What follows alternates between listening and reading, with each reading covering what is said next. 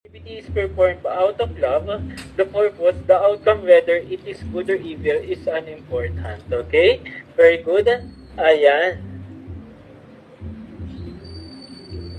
Ayan talaga. Kakatawa ko dito.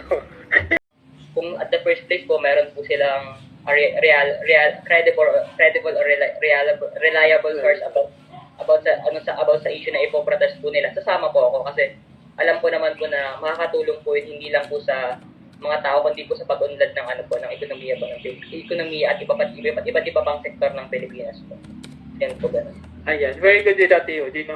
So, yun lang naman yung lagi natin tandaan, no? As long as may pinaglalaban na tama yung pinaglalaban na everyone, go ahead. Pero kung sa palagay ninyo, wala naman pala talagang pinaglalaban na trip-trip lang natin ang magprotesta, ayan, sama kayo sa akin para tayo ay all together. Ayan, magpas naman na siguro kayo. Siguro naman, we are rational. Alam niyo kung ano yung tama sa mali, siguro mag-irresponsable na lang din tayo sa mga gagawin nating action, di ba? Ayan, pwede rin nga, sabi nga may pera nga daw kasi doon, no? Nabibigyan tayo ng 500 piso kapag nakisama tayo dito sa mga rally na ito. So kayo naman, alam niyo naman kung ano yung tama o mali, hindi yung sa nangangailangan lang kayo, pupunta talaga kayo doon, di ba? Ayan, time na nga. Okay, ano yung gagawin natin sa group 3 and 4? What are your suggestions? Sige, I will consider kung ano yung gusto niyo sabihin for the group 3 and 4. Tayo na reklamo tungkol sa mga pinagdadaanan natin sa buhay natin, okay? So, sige naman kay Rhea, bakit no? Ano po, sir? Tawag dito. I contain a lot po, but not in life po. Kasi po, knowing that there are a lot of people na, na marami yung mga, ano tawag din ba? Yung mga nasa streets na people, yung mga hindi nila nakukuha yung hindi nila na ano yung mga needs nila, unlike us po. And also, kapag nagko-complain po kasi tayo, parang nai-increase lang rin po yung ano po natin. Yung parang stress po natin, gano'n po. True. Ayan, tama yan, ano.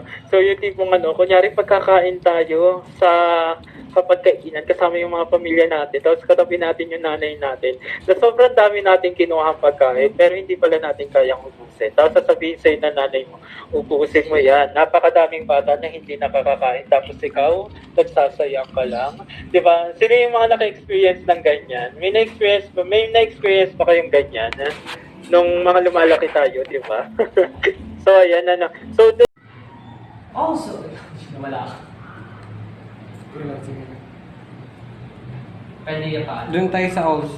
So now let us proceed to our next artist, The Voice 26. Kindly Hello po. connect your microphone. Yes. Hello po. Am I audible po? Yes, loud and clear. Okay po.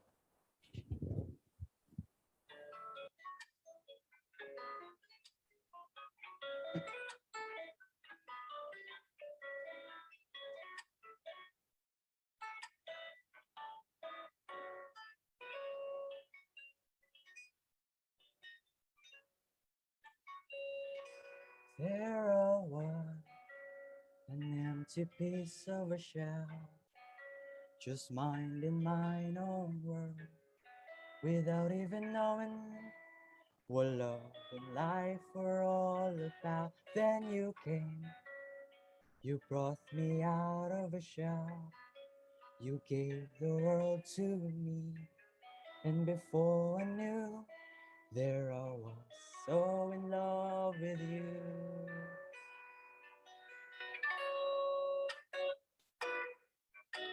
You gave me a reason for my being, and I love what I'm feeling. You gave me a meaning to my life.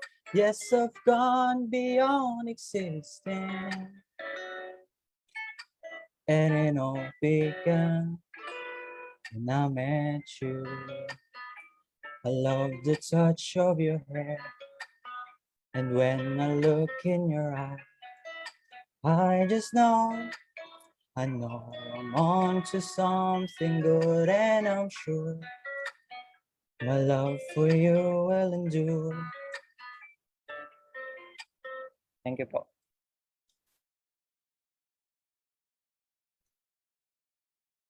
Okay, thank you so much, contestant number. Ano number yan? Okay, 26. Sige, Coach Chem. Bakit kaya? Ano ba? Um, just like kagaya ng mga sinabi ko kanina, a lot can actually sing and you're one of them. You're one of those na nakakakanta naman talaga. We cannot deny that fact. But considering that this is a competition, of course, I and the other coaches, we are looking for someone who could compete with the others. And with this performance, I guess, hindi lang na showcase yung kaya pang gawin as a singer. So probably if ever that we are going to be joining other competitions, singing competitions, we have to really prepare for it. Let's prepare very well to ensure that everything that we can offer to the judges, to the coaches, will be given and will be heard by the judges and the coaches. Yun lang naman. Thank you for joining. Thank you for auditioning. And hopefully, I can see you also with the other competitions. Okay, thank you, Sir Jem. Thank you rin sa pagsali, The Voice 26.